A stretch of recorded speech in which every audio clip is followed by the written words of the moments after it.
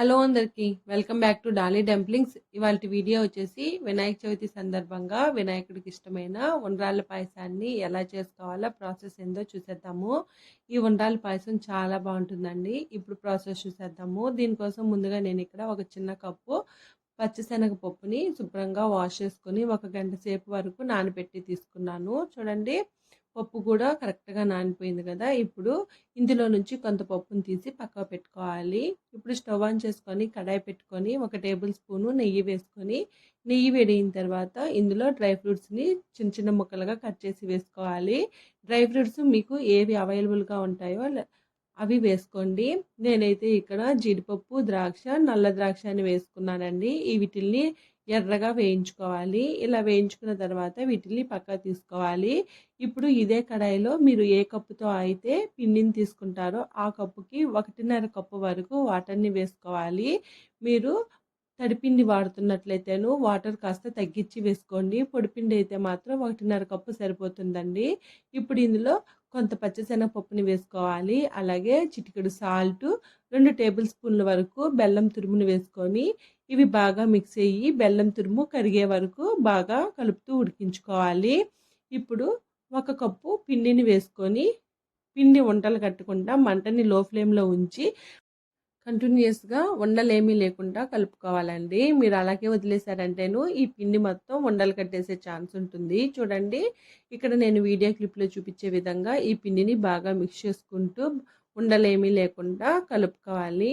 ఇలా కలుపుకున్న తర్వాత ఇప్పుడు మూత పెట్టుకొని ఒక 5 నిమిషాలు అలాగే వదిలేయాలి. ఈ పిండి కాస్త గోరువెచ్చగా అయిన తర్వాత మూత తీసుకొని నేను ఇక్కడ వీడియో క్లిప్లో చూపించే విధంగా సాఫ్ట్గా కలుపుకోవాలండి.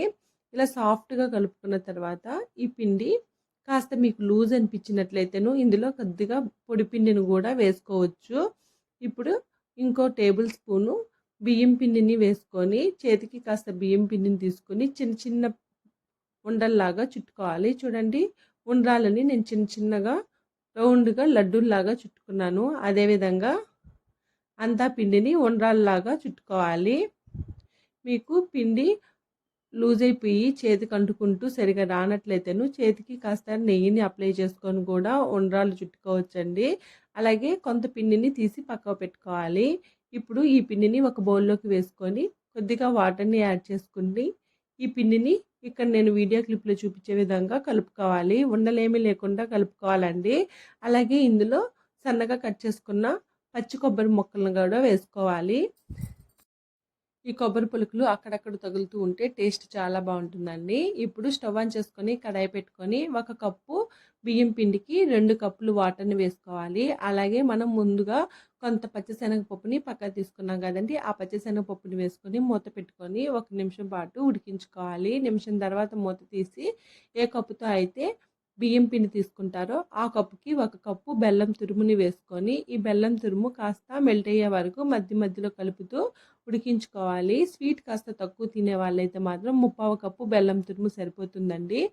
చూడండి, ఈ విధంగా బాగా కలుపుకున్న తర్వాత ఇప్పుడు ఇందులో మనం ముందుగా ఉండ్రాళ్ళుగా చుట్టుకున్న ఉండ్రాళ్ళని వేసుకొని మంటని లో ఫ్లేమ్లో ఉంచి మూత పెట్టుకొని ఒక 7 మినిట్స్ పాటు ఉడికించుకోవాలి. ఇలా ఉడికించుకోవడం వల్ల ఉండ్రాళ్ళు అనేది గట్టిగా అవుతాయండి. అలాగే టేస్ట్ కూడా చాలా బాగుంటుంది. ఈ ఉండ్రాళ్ళు చప్పగా లేకుండా మనం బెల్లం తురుము అలాగే సాల్ట్ వేసాం కదా. ఇప్పుడు 7 నిమిషాల తర్వాత మూత తీసుకొని ఒకసారి బాగా మిక్స్ చేసుకోవాలి.